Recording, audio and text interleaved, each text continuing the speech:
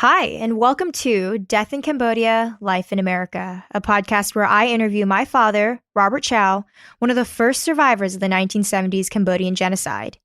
He survived the killing fields, navigated through the jungles of Thailand, and escaped to America to build an empire in the donut industry.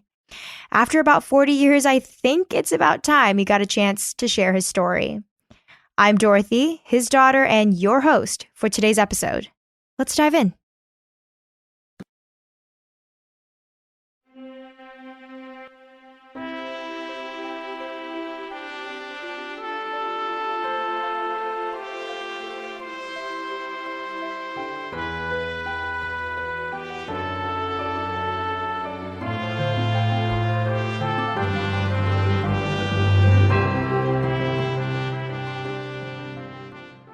Hi, everybody, and welcome back to another episode of Death in Cambodia, Life in America.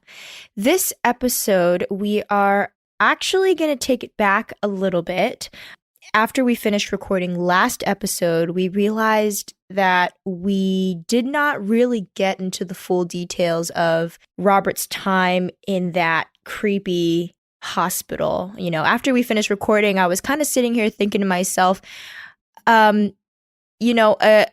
place where people do experiments on humans sounds like something that comes out of a horror movie.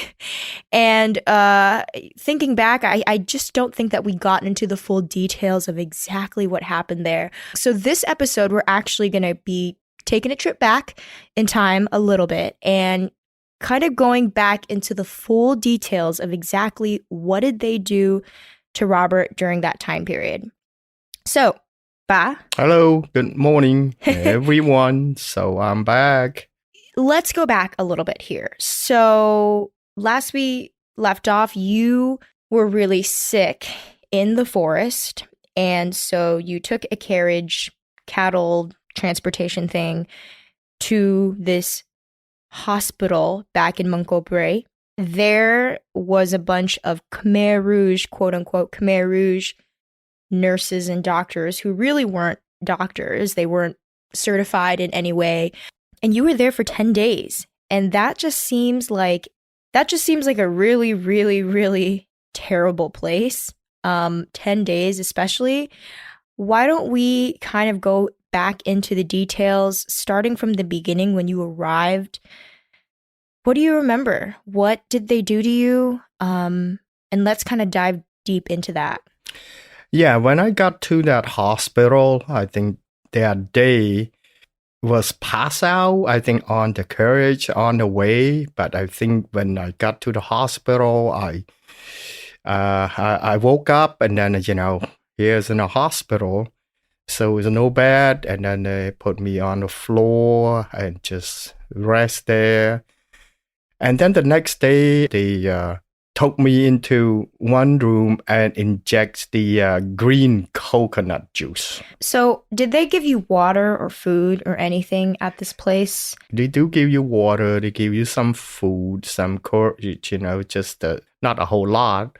Right. And no, there's no room. I think, it's just like open, no bed. I just sleep it on the floor. Mm-hmm. So just next to each other. I mean, it's just no bad. How did you feel when you got there? Did you feel safe? Did you feel like you were in the right place? This is where they wanted to send you, right? Yes. I think, most of the sick people, I think you're lucky that you thought you're lucky that you go into that hospital. Mm-hmm. After you got there, you realize this is not a hospital. This is the place that they just use human to experiment, they medicine, I don't know what called medicine. It just all kinds of herb, all kinds of coconut juice that they inject as an IV. That's what they thought. Green coconut juice is an IV. I was 14 years old. I cannot tell the difference, what it was. So yeah, they put me, I think the next day, they took me to a room, and then they just asked you, what's your problem? I said, I couldn't breathe. Going back for people who didn't remember from the last episode, Ba deals with asthma, deals with allergies really, really heavily. Obviously, if you have those types of medical conditions, you need inhalers, you need, and it gets really, really bad. You really can't breathe. You feel like you're suffocating. Yeah.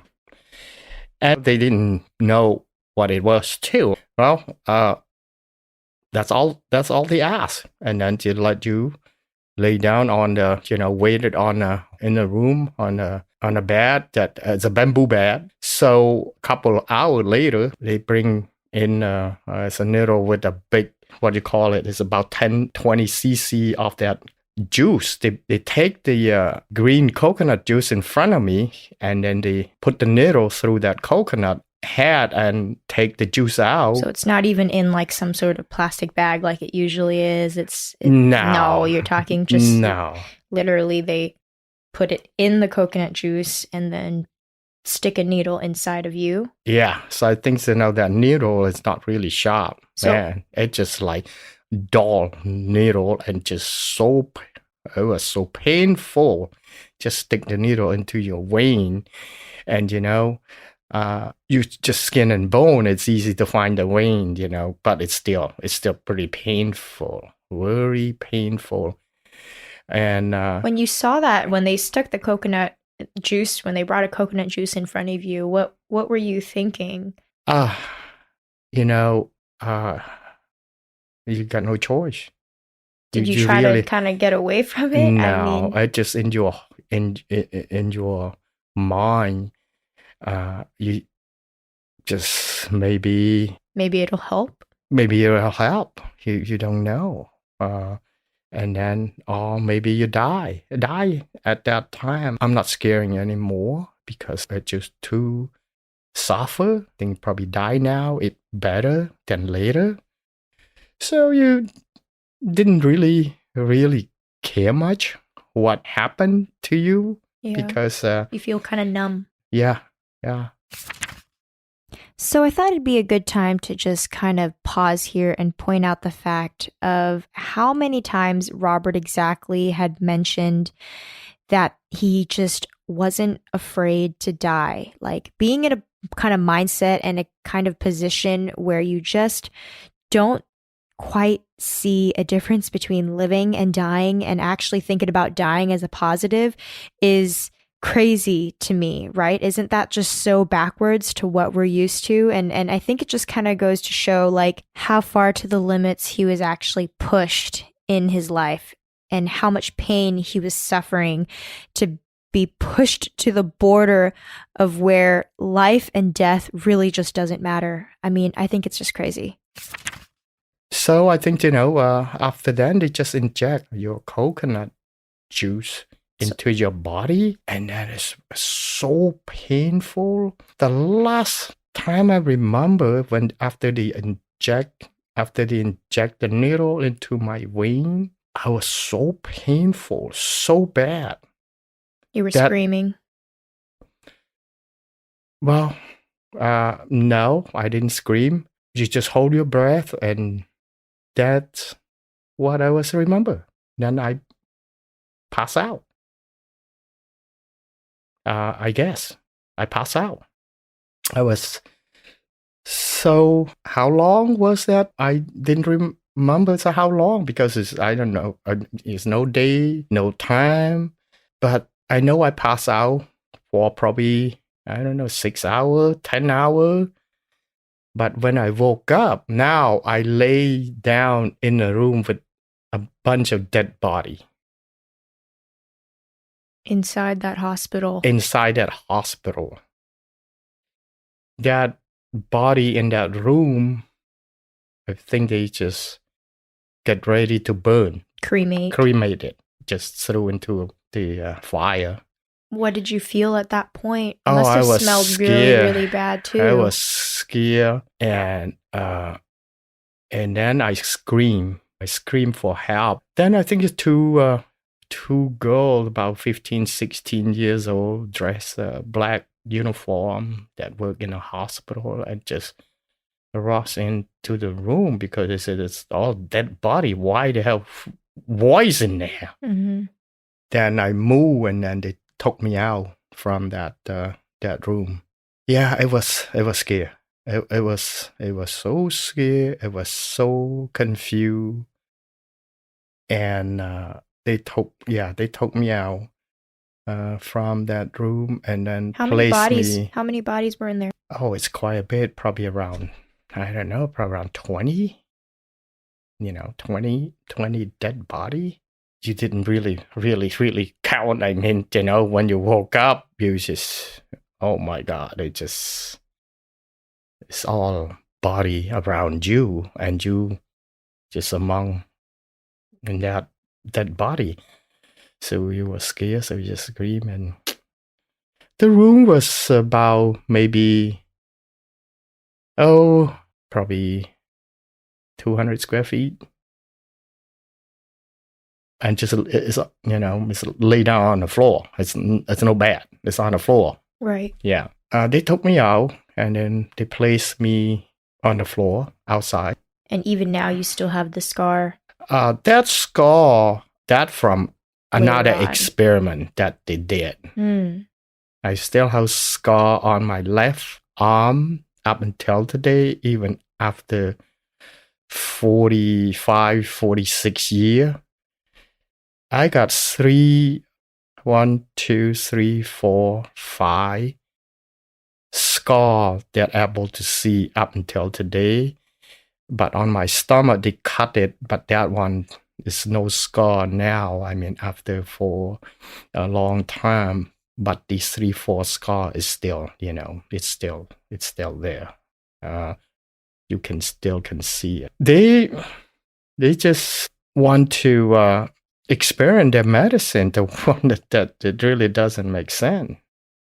But they try it anyway. So if you die, be it. Did they learn anything? I don't think so. It just used a human just for fun, I guess, just wanna, hey, I want to try this today. I want to try something different on, this guy, see if how it react, Was everybody else there getting the same treatment as you? Coconut juice and all these different experiments. What do you remember hearing? I heard that they use a lot of green coconut juice. Almost everybody. Yeah. So you left that room, and the 2 soldiers got you out. And where did they put you next? They put you on the floor. I mean, next to everybody. Just let you lay down. There's no explanation, no anything. And then you cannot ask too many questions, and then it probably can kill you. You just keep your mouth shut and just follow what they tell you to do. So they placed me on the floor next to everybody, sick people. And people have diarrhea, fever. Did you make any friends there? Did you know anybody? No. Recognize anybody? No, I think, you scared to talk to anybody. Yeah. Because if you say something's wrong, just 1 or 2 words, then you die. They tortured you. You just live like an animal, worse than animal. They give you some herb pill, and you don't know what it is, what it was, and you just take it. Because I think in that herb, they put some sugar, something that mix it, and, so it help your energy a little bit. So lay down, get some rest. The next day or 2, it somehow, I got infected from what I didn't know. So, where was your infection? Infection, it just popped it just right here. Right this on is the mark. What is it, behind your elbow? You see, they inject the needles here. And then Right. the infection is below. Yeah. So right below where they would pull the injection, Yes. generally where they have pull blood or put the injections in your vein, Yeah. right below that, kind of on your forearm. Below. Yeah. So it's swollen so bad. It was painful. Couldn't sleep. I told one of the nurse that gave me the medication, the herb medication. I show it to them, and then I think the next 5 hours later, they took me to room again. To in the room, I was so scared. I said, "Oh my God!" They know, now Yeah, every time you get into the room. Yeah, every time but God, I got no choice, because it was so painful. So it's swollen so bad. It's all red. Swollen like a, like an egg, like a ball, yeah. like a ball, like a ping pong ball. It's sticking out. It's red. I couldn't even move my arm. I mean, that is only 2 days after. God, I say this 2 or 3 days after they inject that the coconut juice. So they took me into the room again. I said, "Oh my God, this is it." You didn't try to resist? No, you can't. You cannot. You have no energy either. Well, not energy. You just cannot say anything, So they pulled me in to that room, and then they have, I believe, it was about 3 or 4 people in that room, and the girl, I see all kinds of knife. Man, oh God, that knife, it just like we use for cutting meat here. I mean, just a regular knife. I was scared. I said, "Wow, what are they gonna do to me? They're probably gonna kill me." Do they tie you down at all? No. They have people hold down your hand, your 2 hands, your head, and your leg on a bed. And then I saw they burn that knife with the alcohol, which is, probably try to kill the bacteria on the knife, anything. Right. So they burn it. They burned the knife. Oh, I was so scared. And then after then they just cut. They cut the swollen place. Because it was like a bubble. Just like a ping pong ball. Yeah. So raw, no, what you call it? I just take the knife and just cut it. Oh, it was so painful, and then they, it was, you couldn't imagine. I mean, how painful it was. And then they cut it. They cut it. I see they cut it and pop. The blood. Yeah, like the pus. Yeah. It just of the infection. Infection. It just pop out and just like bleeding and everywhere. And then they put the Q-tip, not Q-tip, the cotton, big cotton, with like the like a chopstick thing, roll with that cotton, big cotton, and sticking in, try to clean it. Then I was passed out again. I was passed out. Was that the most pain that you've ever felt? Oh my God, in my life, yeah, it was so, yes, yeah. So, but this time, when I woke up, I'm in one room with the really, really, really sick people, because they didn't throw me in a dead body room, because I believe my heart is still beating or something. You know what I'm saying? Right. And they just used the bandage. When I woke up, it's no stitch, anything. It's still raw and open. Raw. Well, they put some power or whatever and tie it. down, but it's still painful. Yeah, I can imagine. So Because they basically just chopped your skin. yeah, open Just that. sliced it off. Not slice it off, just open it. I know Yeah. it's just like open infection place. Just open it and Right. try to get the blood or whatever the infection, take it out and clean it. At that point, you probably wished that you just would have died on the table. Yeah. You just keep. Well, it was confusing, you want to die, you don't want to die, you just want to die. That's the only way to get it over with. Right. All these suffer, no food, and then they use you as the experiment. So I think I came to this hospital. It's a mistake, but I got no choice. Right. I'm not saying, oh, I want to go to this hospital or that hospital. That's the only hospital in the whole city. Right. We call it hospital, but I don't think it's a hospital. It's just experiment place. When I woke up this time, I'm start thinking, I said, this is too suffer. I mean, they're gonna continue to use me as experiment until I die. It's just like tortured, one after another. And this is the second time that I pass out in a very short time.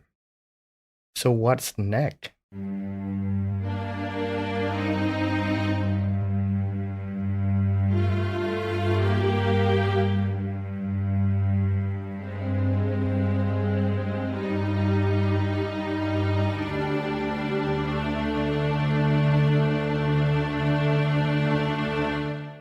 I honestly feel like this episode could turn into a horror movie. No? Is that just me? When we were growing up, we would have dinners, and that's when my dad would really kind of talk about these things little bit by little bit, not in full detail like this podcast has gone through. But I do remember these scars on his kind of forearms and where they usually do injections, because it's so easy to point out. And so he would always mention that coconut juice story when we were growing up. I never knew he passed out from it, but it's just kind of crazy to think that given the right kind of platform, given this podcast, it allows so many more details to really kind of unfold and come out. I mean, had it not been in this way, I don't think he would have been able to feel like he can speak as freely. And, it's crazy. I mean, after 50 years, the scars are still on his body. It's like a constant reminder of what his childhood was like. Like, even if you tried to mentally escape from what you knew, you still have the physical memories on your body that have not healed after all this time. And so if you guys are interested in actually checking the photos out, I did do a photo shoot of the scars with my father, and they are posted on our website at www.deathincambodiapodcast.com/gallery. It's under the gallery section. You guys can check out and see the actual scars on his body. Next week, giving you guys a heads up, next week, also last thing, is going to talk about the escape from this hospital. So yes, we're spending a little bit more time on this hospital and what exactly happened here, but I just find it like, I don't know, just really creepy and really, really, really weird and strange and really, really eerie. So this is an important part for sure. And so we're spending a little bit more time on it. All right, guys, I will catch you guys next week.